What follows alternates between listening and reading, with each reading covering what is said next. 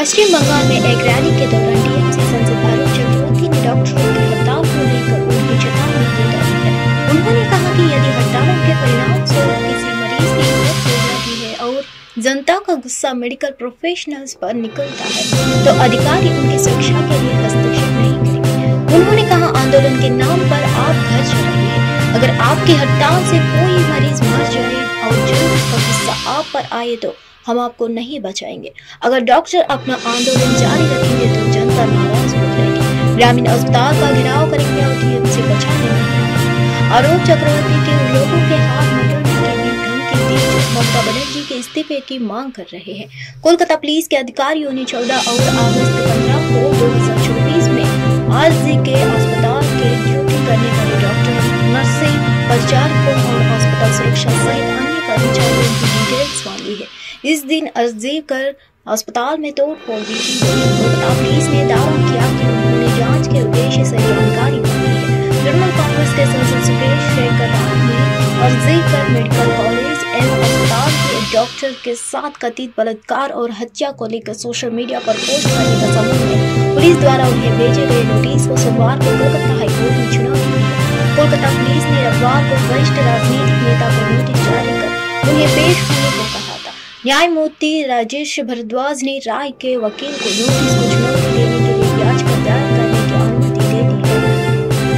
अदालत ने कहा कि वह याचिका पर मंगलवार को सुनवाई करेगी। कोलकाता के आरजीकर मेडिकल कॉलेज एवं अस्पताल में महिला डॉक्टर्स के दुष्कर्म एवं हत्या को लेकर सोशल मीडिया पर साझा किए गए पोस्ट के सिलसिले में सीनियर डॉक्टर्स कुणाल सरकार और सुबर्ण गोस्वामी सोमवार को दोपहर में पुलिस के सामने पेश हुए हैं। डॉक्टर्स के मार्च का नेतृत्व करने हुए दोनों सीनियर डॉक्टर्स लाल बाजार स्थित कोलकाता पुलिस मुख्यालय पहुंचे हैं। कोलकाता के मेडिकल कॉलेज से शुरू हुए जुलूस को पुलिस ने पियर्स लेन बीबी के स्ट्रीट काउंसिल के पास रोक दिया और दोनों डॉक्टर्स को वरिष्ठ अधिकारी पुलिस मुख्यालय ले गए हैं।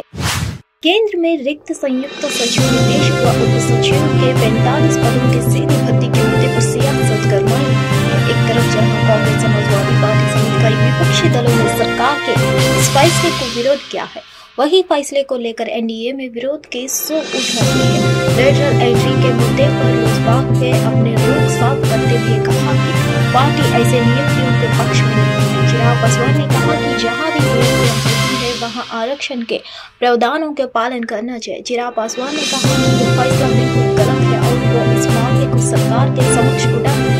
वही जेडीयू के वरिष्ठ नेता केसी त्यागी ने भी लेटरल एंट्री मामले पर चिराग पासवान के सुर में सुर मिलाया है।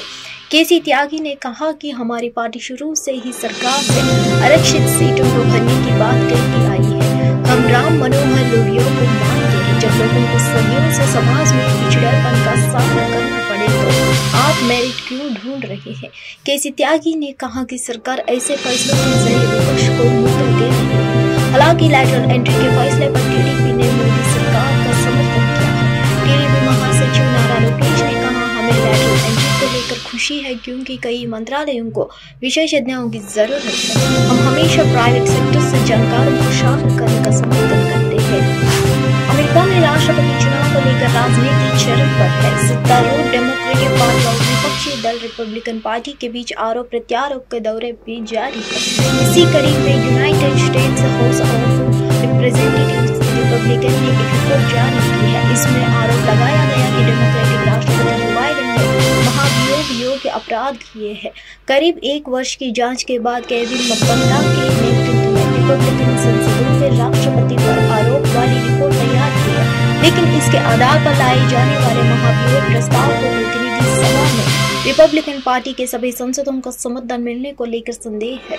हाउस की 3 समितियों की ओर से उद्योगी के त्योहार की गई 291 पन्नों की रिपोर्ट में आरोप लगाया गया है कि जब बाइडेन उपराष्ट्रपति तब 2014 में विदेशी के व्यापार सौदों के माध्यम से खुद को और उनके परिवार के सदस्यों को समृद्धि करने के लिए उन्होंने एक प्रभाव व्यापार योजना बनाई और इससे काफी लाभ कमाया है। न्यायपालिका समिति के प्रमुख जिम जर्डन ने कहा कि जांच में निर्णायक रूप से यह सामने आया कि बाइडेन ने अपने परिवार और अपने व्यावसायिक सहयोगियों के निजी वित्तीय लाभ के लिए अपने सार्वजनिक पद का दुरुपयोग किया है।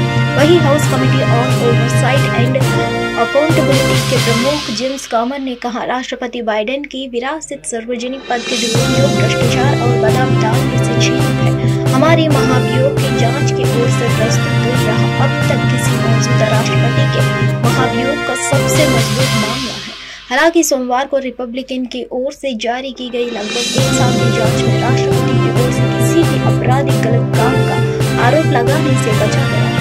दूसरी ओर बाइडेन ने इन सभी आरोपों को खारिज कर दिया है। व्हाइट हाउस ने विपक्ष की ओर से लगाए जा रहे आरोपों को एक राजनीतिक स्टंट करार दिया है। वहीं कई लोग रिपब्लिकन की इस रिपोर्ट को राष्ट्रपति रहते हुए रिपब्लिकन डोनाल्ड ट्रंप पर लगे 2 महाभियोगों को बदला लेने के लिए रूप में